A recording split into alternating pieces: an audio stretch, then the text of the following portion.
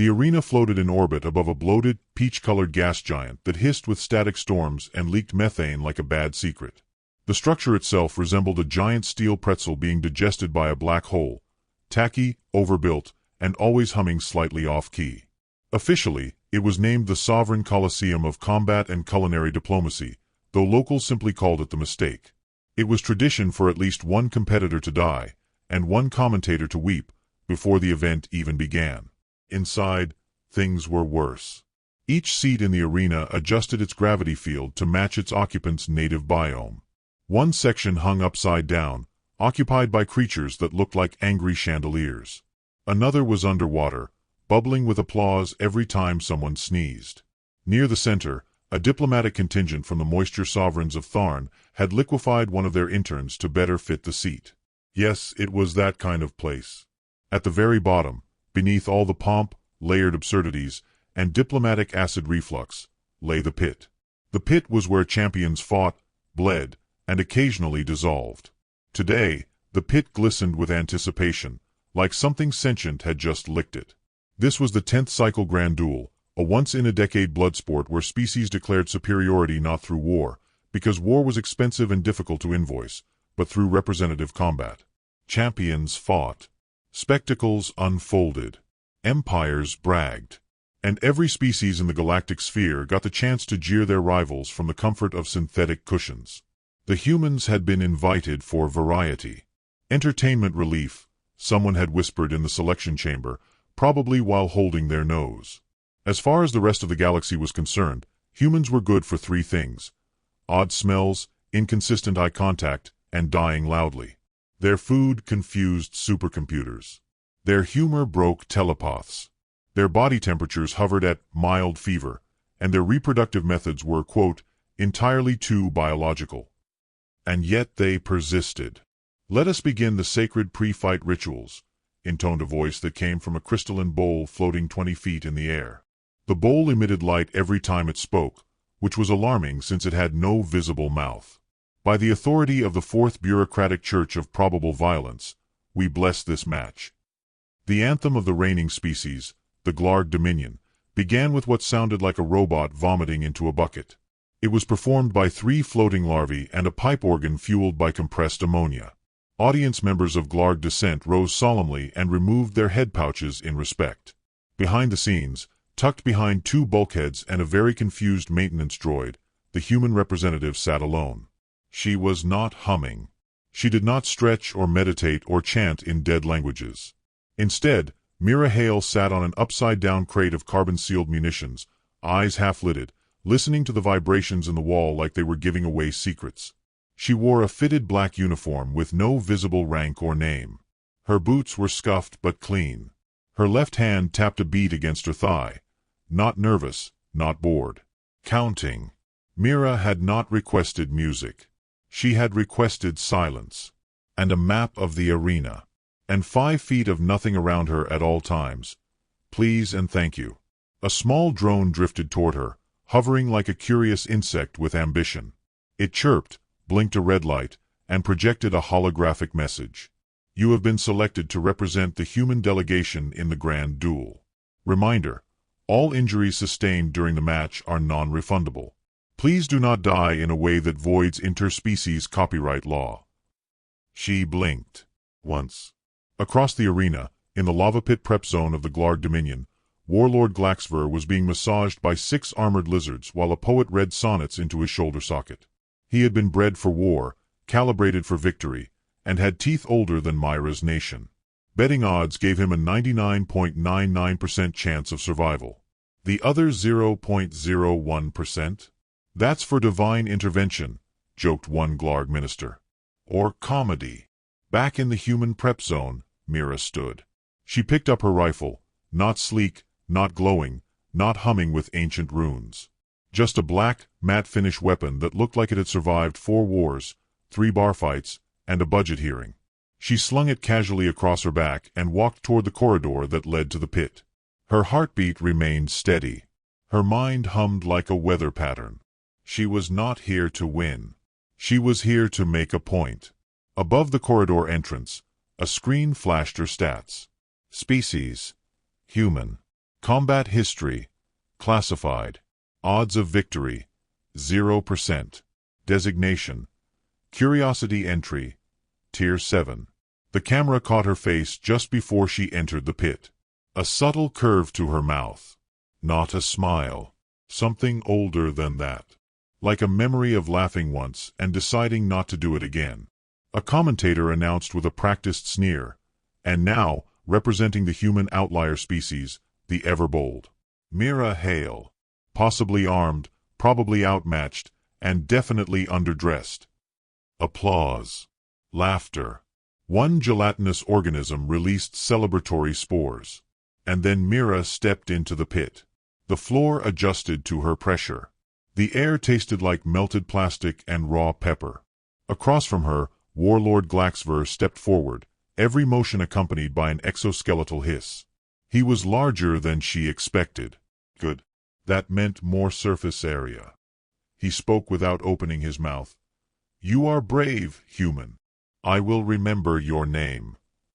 She tilted her head. Hope you spell it right. Silence rippled through the arena. The translator drone hesitated before uploading that quip to 1,000 language networks. The crowd waited for the punchline. It never came. Because Mira was already raising her weapon. And the first note of the countdown anthem had just begun to play. 10 seconds to the duel.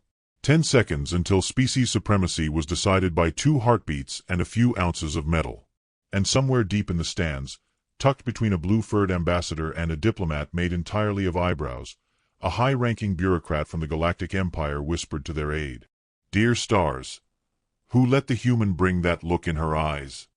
The aide, shivering slightly, muttered, Sir, she doesn't even look nervous. Exactly, the bureaucrat said. That's what terrifies me.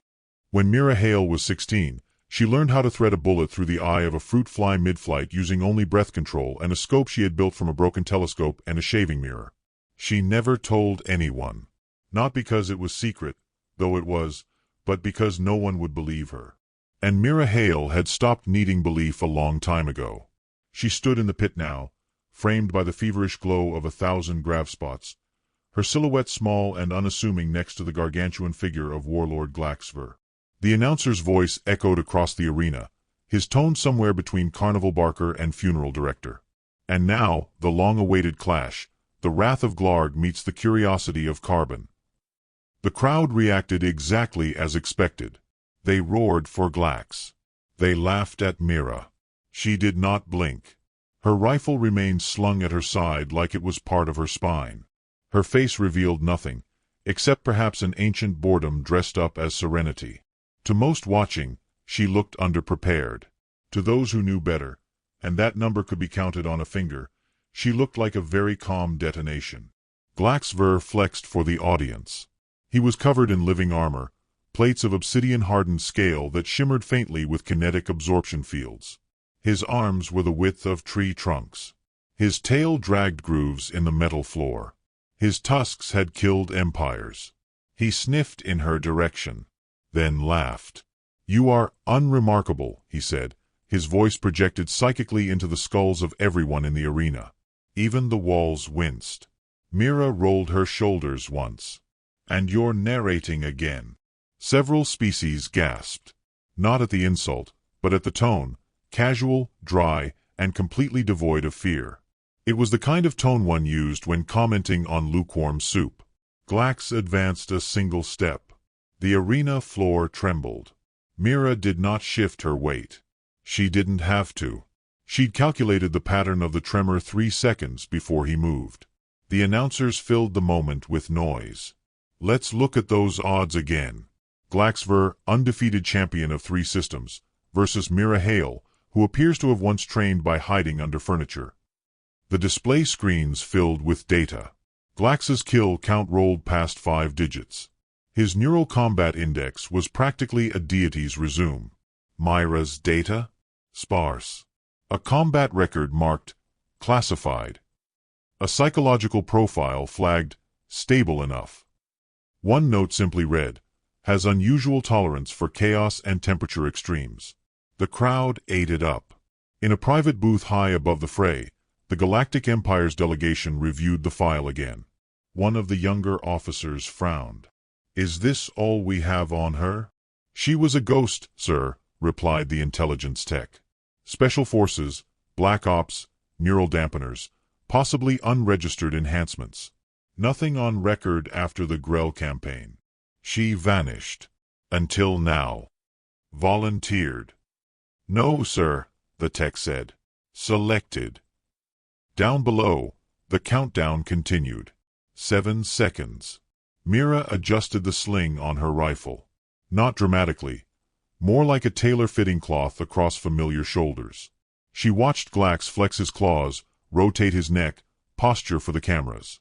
Theatrics. He'd already won the crowd. But the crowd didn't matter. She was here for the math. Her brain, quietly and without ceremony, calculated wind shear inside the dome, the current angle of the twin suns outside the atmospheric filter, the likely refractive distortion from Glax's scaled armor, and the lag time in the rotating drone cameras. 3 exit strategies presented themselves. She discarded 2. The third would only work if he opened with a lunge. She hoped he'd be that stupid. 4 seconds. A bead of sweat slid down her temple. It didn't bother her. It was expected. She'd hydrated precisely 6 hours ago, accounting for the arena's dry cycle artificial humidity. 3 seconds. Her left eye twitched. A retinal HUD flickered for half a heartbeat before vanishing. Illegal, probably. Untraceable, definitely. 2 seconds. She flexed her finger once against the trigger guard. 1. The signal flare launched skyward, trailing a burst of glittering vapor that smelled faintly of peppermint and gunpowder. The duel had officially begun. Glax roared. The noise hit her chest like a thrown brick of noise and heat and stink. He charged with the unrelenting momentum of someone who had never, not once, been stopped. The floor plates beneath his feet cracked.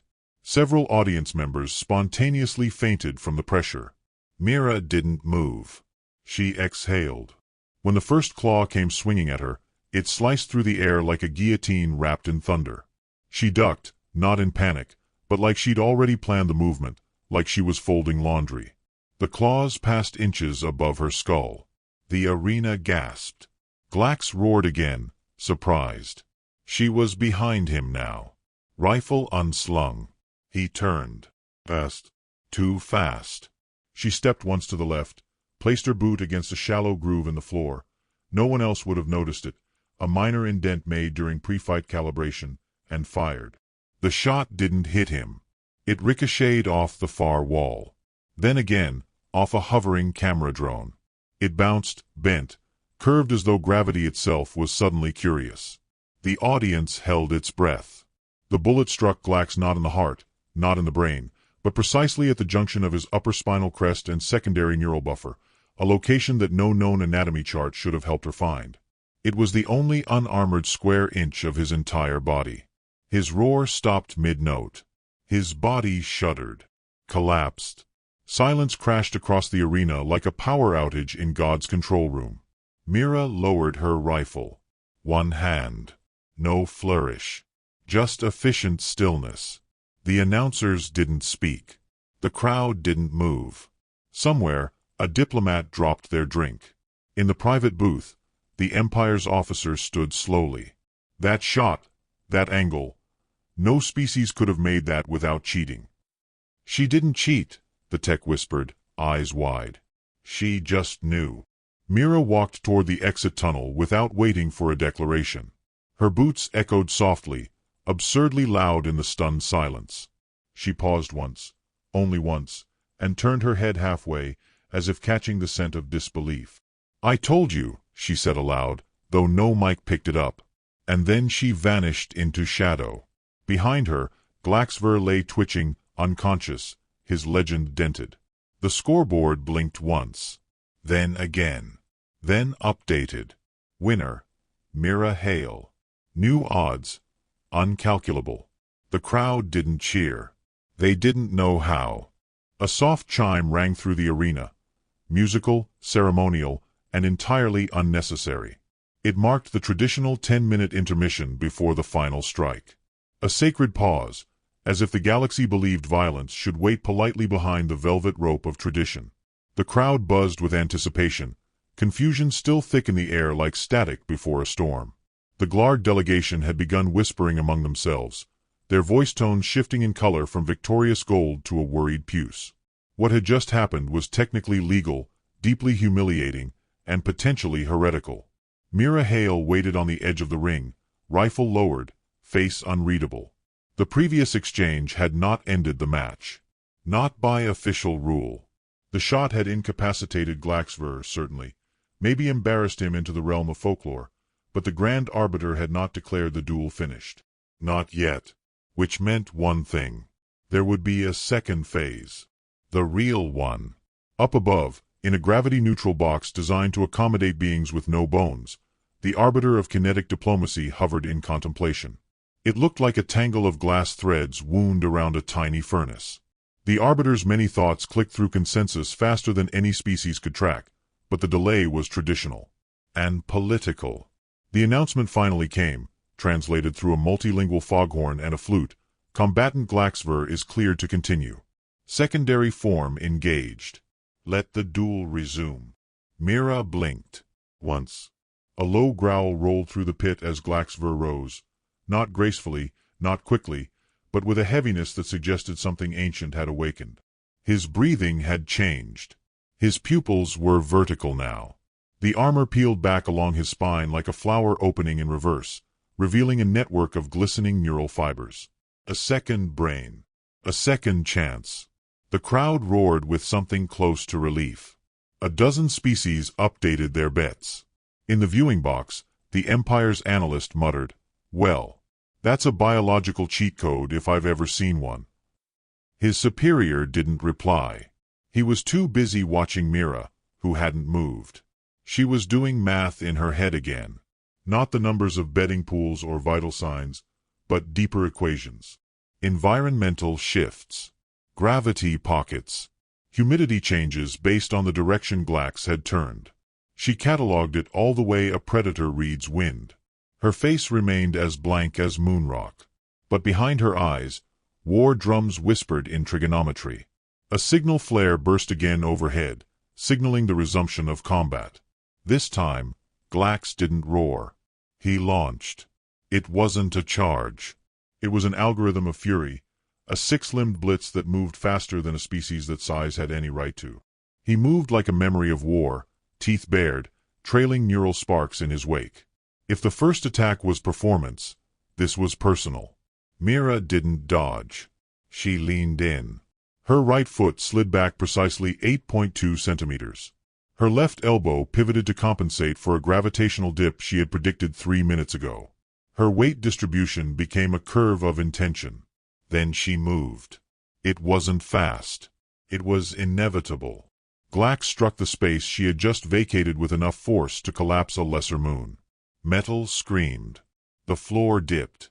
The walls shuddered. Mira was already behind him. Not through teleportation, not through speed, just timing. A soft step when his limb passed. A breath held during his downswing. She was a whisper in his blind spot. Her rifle rose. And paused. She didn't fire. Because this wasn't the shot. Not yet. She stepped back instead. 2 paces. Let him see her again. Let him believe he had learned something. Glax turned, slower this time. Eyes calculating. His voice returned, deeper, split with subharmonics. You hesitate. Why? She didn't answer. Instead, she raised a hand, not in surrender, but as if requesting silence from the cosmos. Then she said, I wanted to give you one more moment. To remember this as a duel. Glax bared his teeth. I will remember only your ending. Then remember this next part very carefully. Across the arena, a ripple passed through the audience. Some spectators felt it physically, an ambient wave, as though the walls themselves had adjusted. Others simply felt their skin crawl. Something had changed. Not visibly, but definitively. Glax charged again. Less noise this time. More angles. Myra's breathing slowed. She felt the shot coming. Not the moment to fire, but the moment before. The aperture where every variable settled into place. She wasn't reacting. She was converging. A sniper doesn't fire when ready. She fires when the world is. She raised her rifle, but not to fire. She used it to draw his eyes. Glax leapt, saw the rifle, adjusted mid-air. Too late. Because the real weapon was behind him. The pit's floor had dipped, an old flaw in the structure Mira had memorized before entry. She'd stepped on the trigger plate earlier, not by accident. The cooling system's vent beneath it had shifted alignment just slightly. Glax landed, and the vapor vent blew upward, blasting ionized mist into his neural cluster, exposed since his secondary transformation.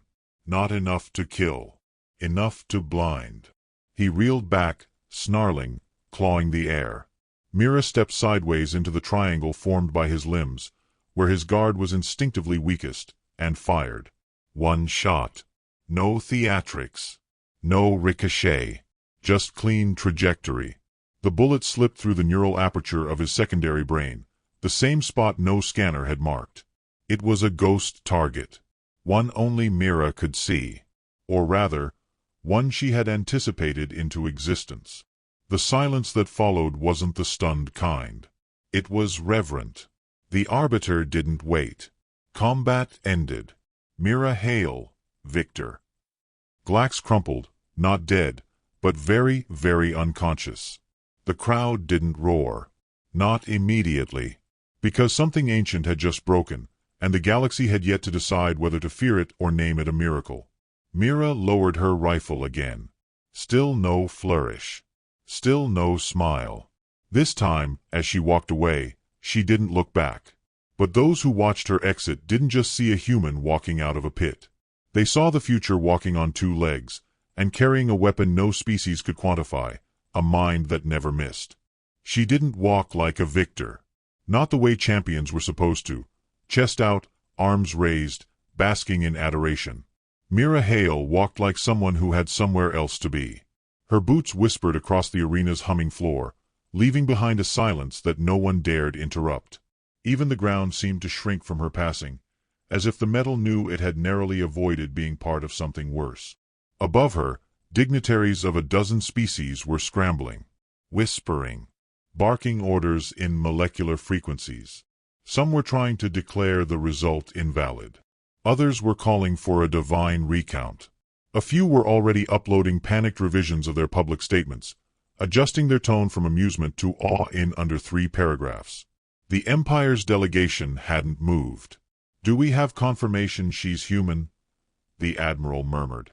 His aide nodded slowly, eyes wide. "Verified. Earthborn. Enhanced. Yes. But within tolerance." The Admiral didn't answer immediately. He just stared at the pit, at Glaxver still being carried out on a field of anti-grav stretchers like a toppled monument. Then he exhaled and muttered, "Then we made a mistake." In the corridor outside the arena, Mira peeled off her gloves, tucking them into a pouch with the same precision she used to clean a weapon. Her face remained still, but behind her eyes a storm was settling. Quiet, controlled, familiar. Combat for her had never been about adrenaline or rage. It had always been about clarity, precision, numbers. Her weapon fired once because one shot was enough. It always had been. Waiting at the exit, a jellyfish-shaped interviewer bobbed toward her, nervously extending a microphone stalk. "Miss Hale, a word? The whole galaxy's watching. Some are demanding to know what you did, how you..." She looked at it. Just looked. And it floated away in silence. Elsewhere, Glaxver's medical team scrambled to stabilize what was left of his pride. His injuries were, by every standard, survivable. But the real damage was philosophical. A species bred for conquest had been brought low not by brute force, not by magic, but by math. By restraint. By a woman who didn't blink. And that was the problem, wasn't it? She could have killed him.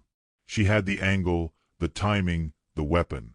She'd had him dead to rights in 2 separate timelines, and she didn't take the kill. She stopped exactly short of it. Enough to win. Just enough. The precision of it scared them more than any massacre would have. Mira walked into the debriefing chamber, a sterile glass room humming with surveillance. A diplomatic envoy waited inside. Something with too many limbs and too many smiles. It spoke through a translator. On behalf of the Galactic Combat Council, allow us to express our astonishment. And also our request. You are invited to represent humanity again. With great honor, of course. She sat. Slowly. Crossed one leg over the other. You want me back because I embarrassed your champion. The envoy flickered. A nervous twitch. No, well, yes, but also because you revealed a potential. A unique calibration of human adaptability. That's not what you're afraid of. It hesitated, then lowered its tone. You didn't kill him. No. Why not? She didn't answer immediately. Her eyes studied the room, its corners, its microphones, its blind spots. Then she said, because mercy is harder. He blinked all 12 eyes. That's noble. She tilted her head. No. It's tactical. Death ends a conversation. Mercy keeps it talking. And remembering. And wondering if I'll show up again. The envoy shivered. Diplomatic. Yes. But also prey. Outside the arena, galactic social networks detonated with debates and rewinds. Memes were born. Threat assessments rewritten. Species who had filed humanity under comic relief were urgently moving them to watch list. On Earth, no one was sure whether to celebrate or evacuate. The footage played in loop across 1,000 planets. And on each, there was a moment. The moment Mira Hale doesn't fire the final shot, that sparked endless debate. Some called it honor. Some called it cruelty. Others called it the most precise psychological warfare the galaxy had ever seen. Back in her quarters, Mira unslung the rifle. She placed it down gently, as one might set aside a sleeping child. Her breath slowed. Her muscles ached now, the delayed receipt of exertion finally catching up to her bones. She looked at her reflection in the viewport. Outside, the gas giant still swirled in lazy terror, oblivious to the shift it had just hosted. She whispered, "How many are recalculating now?" The room didn't answer. It didn't have to. Somewhere across the stars, a dozen empires had already begun rewriting their treaties. War plans redrafted. Ambassadors recoached. They had seen what a human could do with one bullet and no permission. They had seen what restraint looked like in the hands of someone who didn't need it. And in quiet corners of power, analysts worked late, trying to solve a riddle that had no variables, no constants, only instinct. What happens when the most dangerous weapon in the galaxy decides not to fire? Mira stretched her hand. It trembled slightly, residual charge from the combat protocol still tapering off. She let it shake. Let it pass. Then she sat down at the small table in her quarters, opened a ration bar, and began to eat. Because war or peace, legend or footnote, tomorrow would still come. And she needed to be ready.